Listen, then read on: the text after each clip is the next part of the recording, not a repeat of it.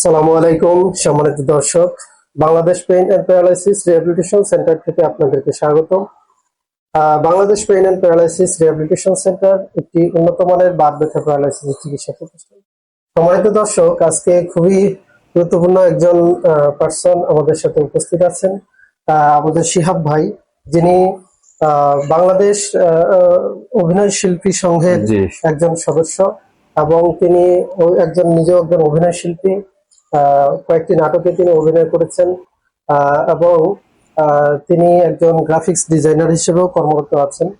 তো তিনি অনেকগুলো নাটকে অভিনয় করেছেন, তার মধ্যে হচ্ছে ভিআইপি জামাই, নাইট গার্ড, মফিস, এখন ঢাকায়, এই আরো অনেক নাটকে তিনি অভিনয় করেছেন।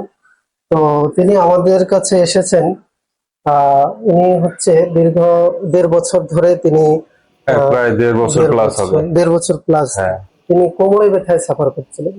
মানে ওনার কোমরে ব্যথা এতটাই ছিল যে উনি দীর্ঘ সময় বসে থাকা বা কতক্ষণ না আধা ঘন্টার মতো, আধা ঘন্টা বা 40 মিনিট যদি আমি একটানা এরকম টেবিলে বসে কাজ করি তাহলে দেখা যায় আমার পেইনটা ধীরে ধীরে উপরের দিকে আপ হয়ে যেত।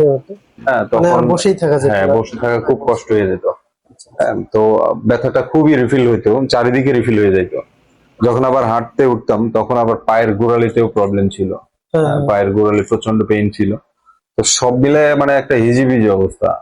আমি তো চিন্তা করছিলাম যে হচ্ছে সব চিকিৎসা শেষ, তো আমি দেশের বাইরে চলে যাবো।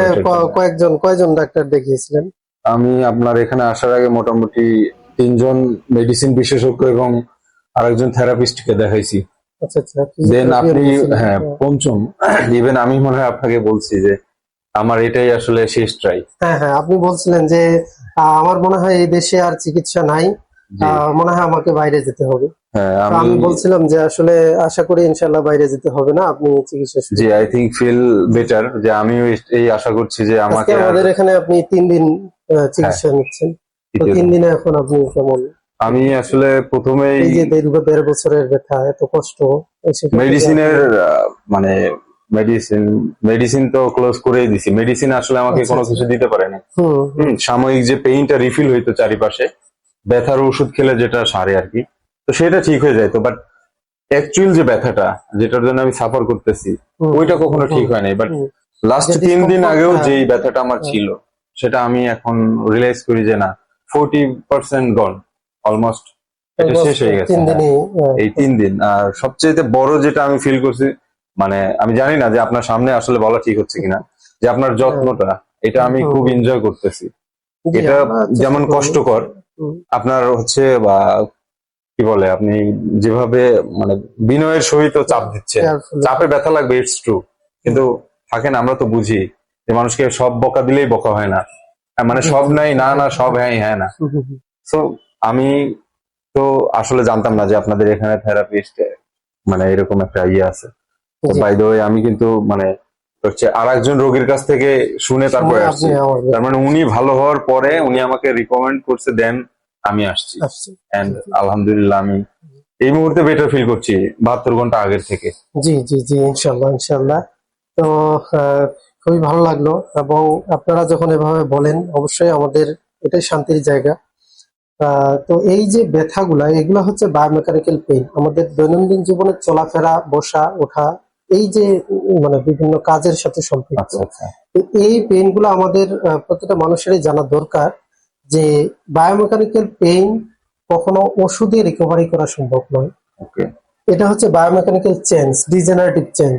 এটাকে রিডাকশন করতে হয়, মানে পূর্বের অবস্থায় আগে নিয়ে আসতে হয়, তারপর সেই পেইনটাকে রিডিউস করা সম্ভব। তাহলে যেহেতু আপনার বায়োমেকানিক্যাল পেইন পূর্বের অবস্থায় নিয়ে আসা পর্যন্ত এটাকে রিকভারি করা মানে পেইন কমানো যায় না, তো সেই ক্ষেত্রে এই পেইন গুলাকে রিডিউস করার জন্য অবশ্যই একজন ফিজিওথেরাপি চিকিৎসকের সাথে পরামর্শ করতে হবে। আই থিংক আমি নিজেও যেহেতু আমি এটা অফকোর্স মানে স্বীকার করতেছি, কারণ সিরিয়াসলি আমি জানি না যে এটার ফিনিশিং কি হবে, বাট 72 ঘন্টার আগের চেয়ে যে আমি বেটার আছি এটা আমি জোর গলায় বলতে পারি। এন্ড আমি খুবই ওপেন সিক্রেট যে আমি কোনো কিছুই লুকাই না, যা কিছু ভালো তা কিছু সবসময় ভালো। হ্যাঁ, সেটা আগে হোক কিংবা পরে হোক, যা কিছু মানে ভালো নয়, তাহা কোনোদিনই কোনো অবস্থায় কোনোভাবেই ভালো করা যায় না। তো আমি যেটা বললাম, আর আমি আমি যতগুলো মানুষকে অন্তত চিনবো বা যারা আমার কাছে বলবে, আমি অফকোর্স লিস্ট আপনার যত্নের জন্য হলেও আমি রিকমেন্ড করবো। জি অবশ্যই, হ্যাঁ, ইনশাআল্লাহ। ইনশাল্লাহ। তো সম্মানিত দর্শক, আজকে এ পর্যন্তই। আপনারা ভালো থাকবেন, দোয়া করবেন। আসসালামু আলাইকুম ওয়া রাহমাতুল্লাহি ওয়া বারাকাতুহু।